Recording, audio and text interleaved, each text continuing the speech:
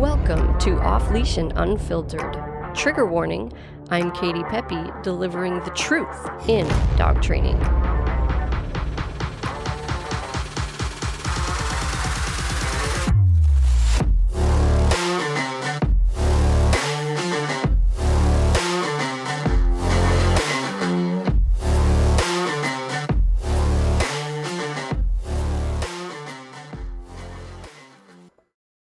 Hey everybody, this is your host, Katie Pepe. Before we jump in, I just wanted to take a quick second and remind you to hit the subscribe button because that helps us so much. We appreciate every subscribe and follow, and we have so much valuable information we want to share with you, so we don't want you to miss an episode. Without further ado, let's jump in.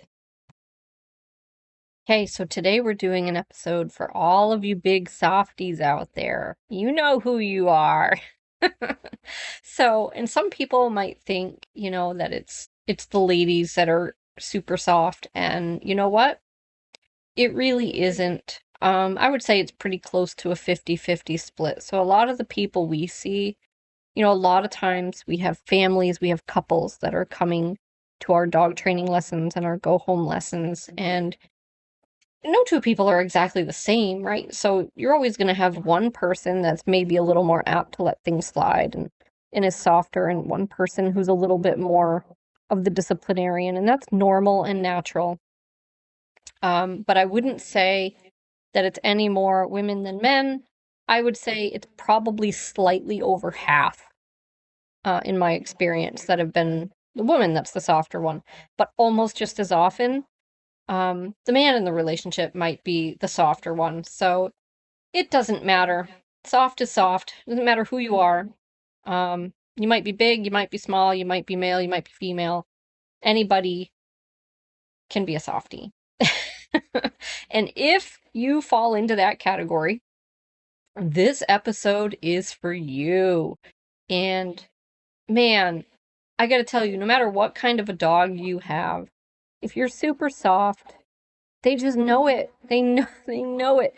And they manipulate you. They demand things from you. They test boundaries they shouldn't be testing anymore. Even if you have like a quote unquote relatively good dog, like you might not have a dog that bites or does anything nasty. But if you're a super softie, they're probably still going to have behaviors that drive you a little bit nuts, right? Like maybe they get whiny, or maybe they're super demanding, following you around, whatever it is, just not coming back when called because they have better things to do.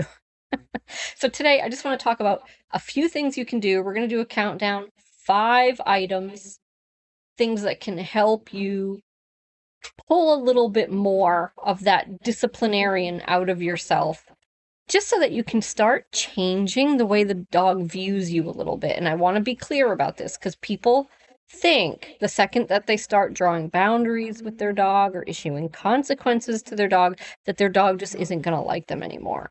And I cannot tell you, like, that could not be further from the truth, you guys. Absolutely couldn't. Most dogs are actually drawn to people that fill this leadership role better. And I've talked about this on other episodes. The people that will say that the dog is super attached to them, super crazy about them, has this unhealthy attachment, gets so excited they lose their mind to see them, those people, the dog doesn't listen to them. Because that's not healthy. That's not a healthy, balanced relationship with your dog. Yes, of course, we want your dog to love you and be excited to see you within reason, right? But that type of a relationship that people describe, it's not a good one. It's not a healthy one. And if you perpetuate that just because it makes you feel good, well, you're going to stay stuck, right? And you're potentially going to make your dog's issues, whatever they are, get worse. So this is a great opportunity if you tend to be on the softer side and have a hard time drawing boundaries with your dog, especially if you do have a dog that is pushy or that does have dangerous behaviors. Like, you want to start being viewed a little bit differently. You want them to see the other side of you, that you actually are not a doormat. You're not a Pez dispenser. Like, you are worthy of respect. You're a relevant entity, and you can draw boundaries and enforce them. And so we're going to give you 5 simple steps to do that today. So number 5 is actually one that we talk about all the time, and that is just using your leash.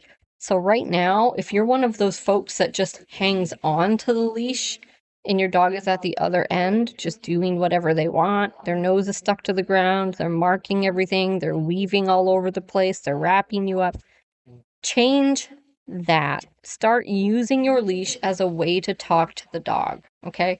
Go on YouTube, watch some videos, go to our social media, see the stuff we're doing, learn how to give a leash pop, right? And shorten your leash up. Don't give your dog all 6 feet of leash. They don't need it.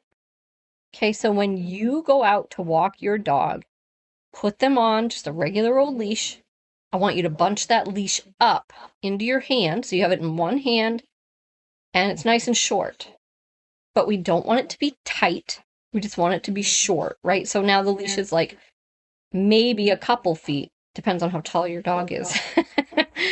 And they're walking next to you, right? Because you have a nice short leash. So if you give the dog 6 feet of leash, they're not going to be next to you. They're going to be 6 feet ahead of you.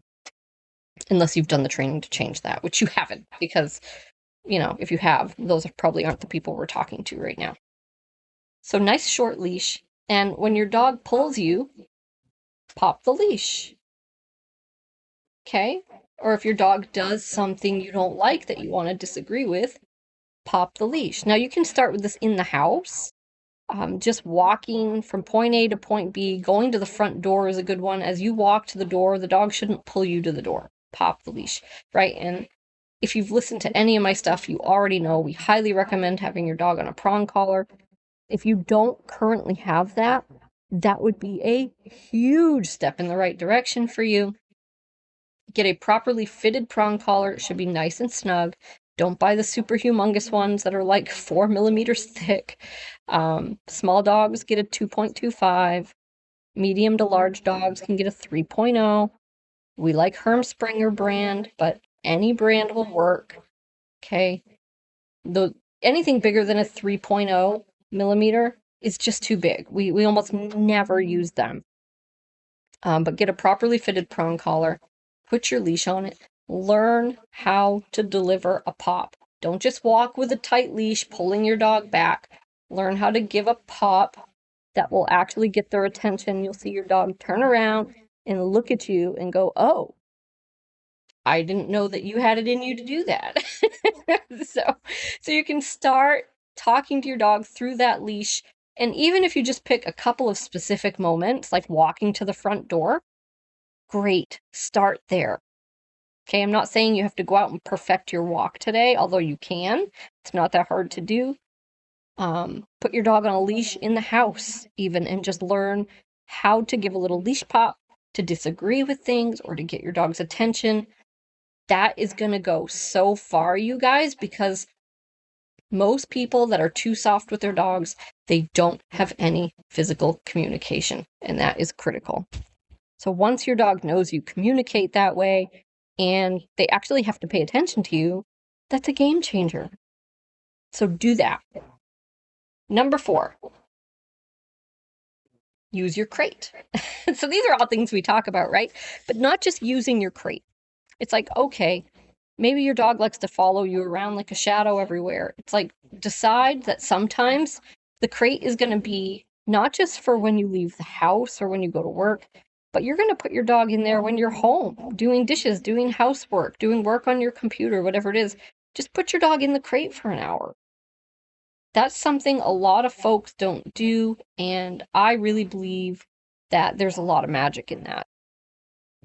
But you're not just going to put them in there.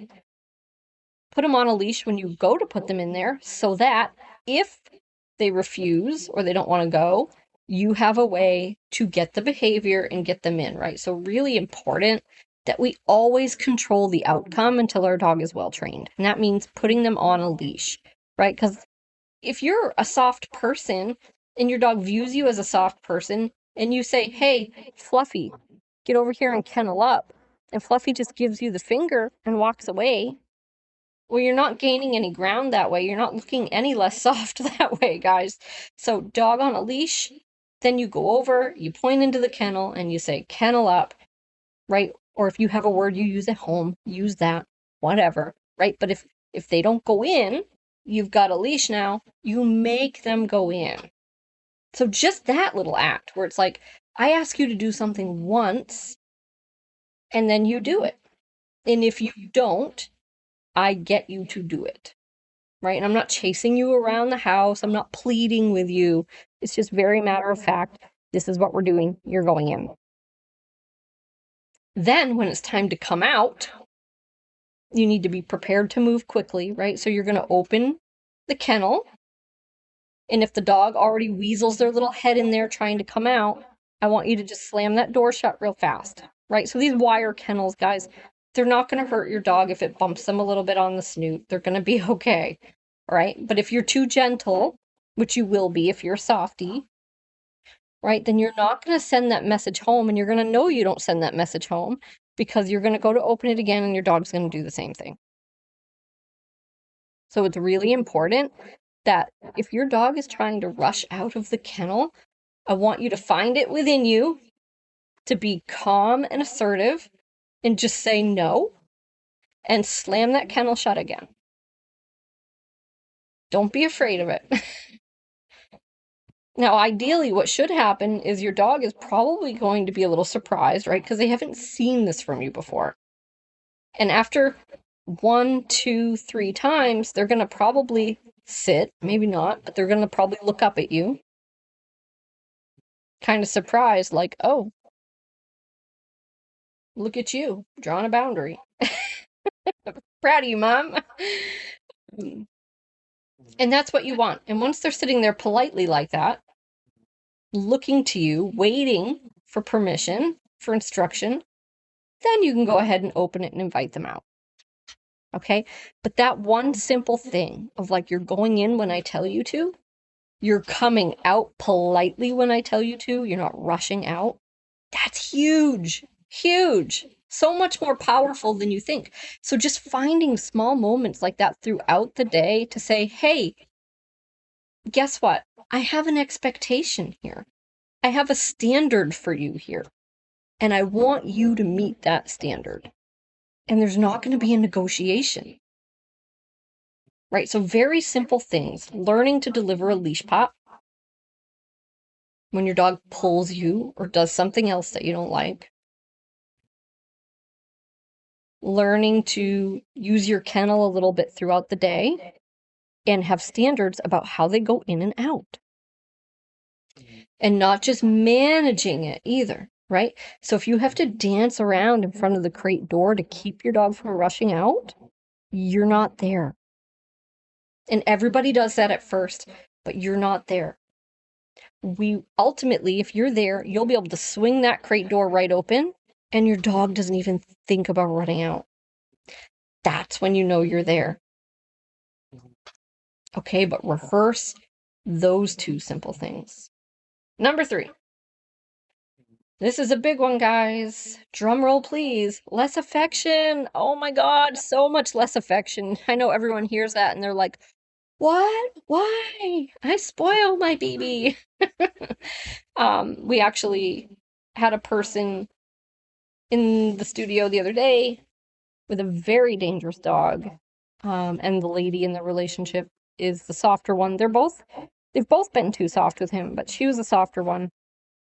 And he's extremely dangerous. Very dog aggressive, very reactive, has become very reactive aggressive towards humans as well. And she didn't know. You know, everything we talked about was like a light bulb came for her. She had no idea. So I think a lot of people are like that and they don't realize the tie that exists between the affection and keeping your dog in a crappy headspace. And I'm not saying don't touch your dog or don't pet your dog at all. And even if you do that, I'm not saying that's going to fix all of your problems. But you are absolutely strengthening this view your dog has of you, that you are more or less their servant, their doormat, their Pez dispenser, right? Because they already know that side of you, the soft side, the side that doesn't enforce things, the side that gives them love and affection and food and treats and play and all these nice things, but they don't know you as a relevant entity that actually has rules, standards, and boundaries. And so when you're trying to balance that out, reducing the affection is so helpful, especially if you have a dog that's always demanding it. Love the show? Well, I have great news. We are offering an inexpensive subscription to our new premium content. This is content that isn't available to the general public. We make it just for our subscribers. We're going to cover a variety of new topics in these episodes, and I think it's going to be a ton of fun. So you can jump right down into the show notes to get that website address, and then skip over there and sign up for this premium content. Just wanted to take a second to let you guys know about that. Thank you so much for your support. And now, on with the show. So you don't want to be just mindlessly touching your dog all the time, especially with super soft pets. Try petting firmer, try being more intentional about it, where you say, okay, I'm going to sit down and spend a couple minutes with my dog. I'm going to pet him, that's fine, but you're not going to pet him every time he's in the room with you. Like we see people all the time just constantly stroking their dog, and it creates a really unbalanced relationship. So don't do that. If you find yourself touching your dog all the time, try not to do that. Try to be more mindful of how much you're doing that and when you're doing that, and also what state of mind they're in when you're doing that. If your dog is in a real needy state of mind, or a nervous state of mind, or a pushy state of mind, that's not a good time to be touching your dog. Okay? Now, if you have a dog that's always demanding affection from you, like coming up and pawing at you, pressing into you, these sorts of things, make up your mind that you're not going to reward that all the time. Even if you do sometimes. And I'll be honest, my dog does it and I don't care. But I'll tell you what, I have a very balanced, healthy relationship with my dog. He knows he has to listen to me. And we don't have any real problems. So it's fine, you know? But if your dog views you as a pushover, they don't always listen to you, then that's different, right? So you have to do something to, again, start changing this view of you as being like their servant and their doormat, right? You need to show them the other side of you that is worthy of respect, that does have standards, that isn't there just to serve them all the time. So if you have a dog that's super demanding for affection, I really recommend that you not reward that all the time with affection, but also that is going to tie us into number 2, which is a really big one, and I really like this one, which is learn to use your body to communicate physically with the dog. You guys, this one maybe should be number 1 because it's so powerful. People tend to give up their space to the dog, right? Dog jumps on them, people move back. Dog advances on their dinner, they pull their dinner away and hold it over their head and everything else. Dog presses into them or lays on their feet, they take a step backwards. That is a person that is sending the message, I do what you tell me to. Right? You can move me around the room. You can even advance on my dinner, and there's no consequence for that. I'll just run away with it like a cat chasing a mouse.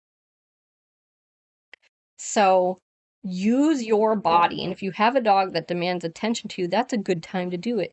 So the next time your dog does that to you, if this is a regular behavior for them, maybe instead of rewarding them with some petting, maybe what you do is you stand up and you walk right through them, just kind of bump them with your knee.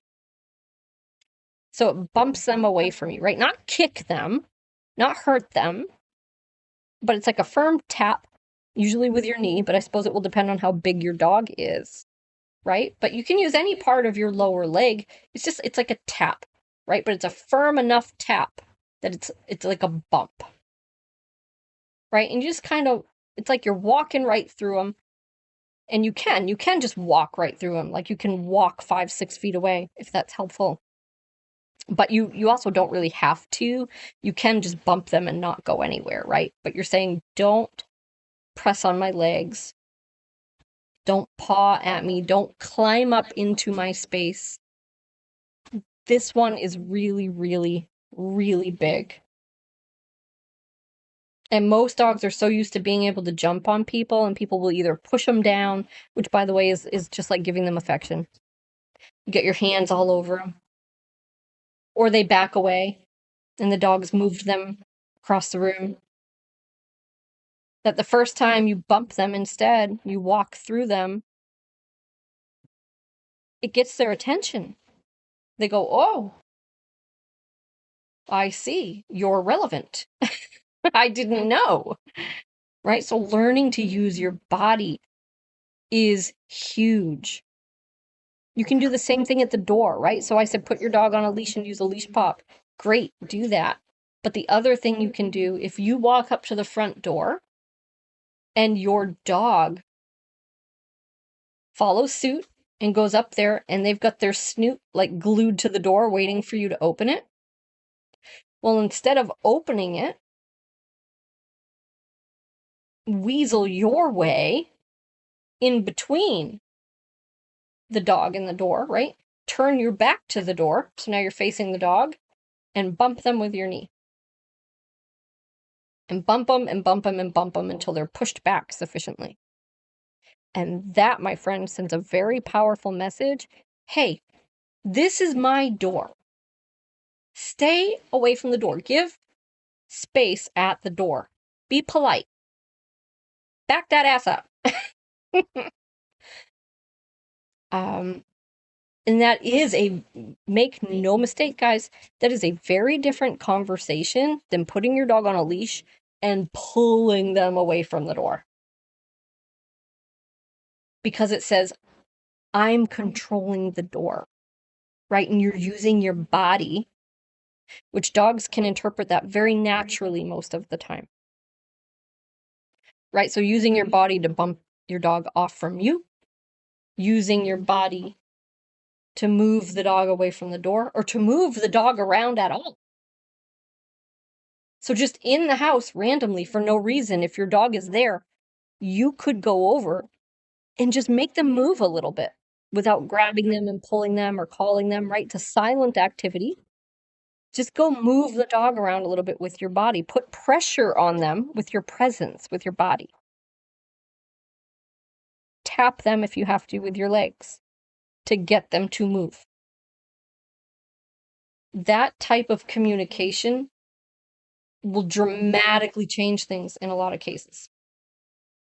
It's just awakening your dog's sense of, oh, this is a relevant entity in my life. It's not just somebody who's there to serve me, and their standards. Right? They have standards. They have expectations. They demand respect from me sometimes. They don't give me everything I want all the time. So all of those things are indeed very, very valuable. And number one is going to be just let your dog earn things. Don't give them everything for free. We tend to shower our dogs with all these treats and toys and bones and chews and, I mean, even their meals. Everything is free. And I'm not opposed to any of these things. But, you know, part of the reason our puppy program is so amazing and gets such dramatic results is they work for every single piece of food. We're using their meals for their training. And there's no reason you can't do that with your adult dog. And I mean, of course, nobody wants to do that forever, right? That would kind of be a pain, especially if you're busy. But just giving your dog all of the stuff, spoiling them all the time for free, that can create a spoiled dog, right? It can create a dog who's demanding, who's whiny, who's needy, who doesn't listen to you. So change that a little bit. Let them earn stuff, right? Might be their daily meals. Maybe instead of just feeding the dog, maybe now you ask them to do some things first, right? Not chores. I mean, it would be great if you could do that. Get the dog to do the dishes and fold the laundry. Then they can have their food. I haven't succeeded at that yet, but if you figure it out, let me know. But really, just asking them for some simple stuff, right? Do some drills. Ask them to sit. Ask them to lay down. Ask them to go to place. Whatever it is your dog knows, right? But instead of just asking for one simple trick, Like, work them for a few minutes, make them do a few things. You don't have to shove food down your throat every single time your dog does any little thing you ask for. You don't have to. So let your dog work for a couple of minutes, then give them their meal, right? Or if you want to give them treats during the day, great, but make them do something for it. Chain some things together. Up the challenge a little bit. Don't just ask them to shake and then, throw them all kinds of biscuits. It's like, make them do stuff. Make them hold the position. Make them do something a little harder. And don't let things slide. If you're the type to go, oh, well, close enough, or I guess he just doesn't want to do it right now, and then give him the food anyway.